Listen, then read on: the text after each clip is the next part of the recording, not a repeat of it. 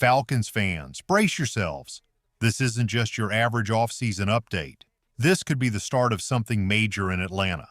The Kirk Cousins situation has officially hit a turning point, and there's a twist involving one of the NFL's top pass rushers that might make fans shake their heads. Let's start with the headline: Kirk Cousins reportedly wants out. According to D. Orlando Ledbetter from the Atlanta Journal-Constitution, Cousins has asked the Falcons to release him. This isn't speculation anymore. It's a confirmed report shared on Cleveland's 92.3 The Fan. In short, Kirk is done waiting around. This all started to unravel after the Falcons drafted Michael Penix Jr. That pick sent a loud message. Penix is the future, and in that future, Cousins is a backup. That's a tough pill to swallow, especially for a veteran QB who signed a 4-year, $180 million deal just a few months ago, with $100 million of that fully guaranteed. Now, Cousins isn't expected to show up for voluntary workouts. And honestly, why would he? He's not here to carry a clipboard, he's here to start. But that opportunity clearly doesn't exist in Atlanta anymore. At the NFL owners' meetings, head coach Raheem Morris basically confirmed it. He said, "We know he wants a shot to start again," but quickly followed that by saying the Falcons are comfortable with him being our backup. In other words, he's not going anywhere unless the right deal comes up. And speaking of deals, no one really knows who'd even want Cousins at that contract. Because here's the truth. His play last season wasn't exactly lighting it up. He completed 67% of his passes for 3,580 yards with 18 touchdowns, but also 16 interceptions. That's nearly a 1-to-1 TD to pick ratio. Not great. Over his final 5 starts, he threw just 1 touchdown and 9 interceptions. The Falcons went 1-4 in those games. Cousins claims he was battling through elbow and shoulder injuries after Week 10. But the Falcons say he was cleared after Week 11 and never showed up on the injury report again. So either he was playing through pain or there's a disconnect about how injured he actually was. Now, releasing him is still an option, but it comes with a heavy cost. That $100 million guaranteed doesn't just disappear. Cutting him would hit the cap hard, money that could have been spent protecting Penix, building the defense, or even chasing top-tier free agents.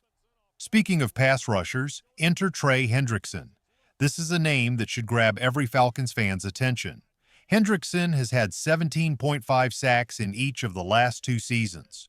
For comparison, the entire Falcons defense combined for just 31 sacks last year, dead last in the league. Adding a pass rusher like Hendrickson could change everything for this team overnight. So what's the issue? Hendrickson's still under contract with the Bengals. He has 1 year left on his deal worth $15.88 million, and none of it is guaranteed. That's where the tension starts. Hendrickson wants a long-term deal with some security. At 30 years old, this could be his last big payday. And so far, Atlanta doesn't seem interested, which begs the question, why not? Let's get back to Trey Hendrickson for a moment. The guy said it himself. He doesn't want to play on a short-term contract with incentives that are out of his control. He wants stability. He wants to tell his wife, this is where we're putting down roots. This is home. And honestly, can you blame him?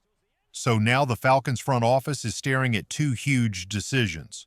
1, should they cut ties with Kirk Cousins, even if it means eating a massive cap hit, to give themselves more flexibility for the future? 2, should they go all in on Hendrickson, fix the pass rush right now, and finally stop treating defense like an afterthought? What would you do? Let me know in the comments. This is the kind of moment where a franchise shows its true direction. But while all this chaos swirls around the current roster, something much bigger just happened. Something that hits every Falcons fan right in the heart. Julio Jones has officially retired from the NFL. Yes, that Julio. The face of a generation in Atlanta. The man who made Sundays feel electric. And in classic Julio fashion, he did it on 404 Day, Atlanta's unofficial holiday. That farewell video? It was emotional, honest, and pure Julio. A quiet exit for a guy who always let his game do the talking. Most of us saw this coming. He hadn't played in 2024 and rumors were swirling. But now, it's real. The cleats are hung up, and it feels like the end of more than just a career. It feels like the end of an era. And in his farewell message, he gave Atlanta specific love. That matters. He didn't just thank the league or toss out generic goodbyes. He looked right at the city that believed in him and said, "Thank you." From the moment the Falcons traded up to draft him in 2011, we knew he was special. From those toe-drag sideline catches to that Super Bowl 51 masterpiece, yeah, that catch, Julio was Atlanta. Let's talk legacy. 13,629 receiving yards, 17th all-time. He did that in just 151 games. Insane. Multiple Pro Bowls, countless highlight reels, and that unforgettable 2016 playoff run where he destroyed Green Bay for 180 yards and 2 scores. If injuries hadn't slowed him down, we're talking top 5 wide receiver of all time.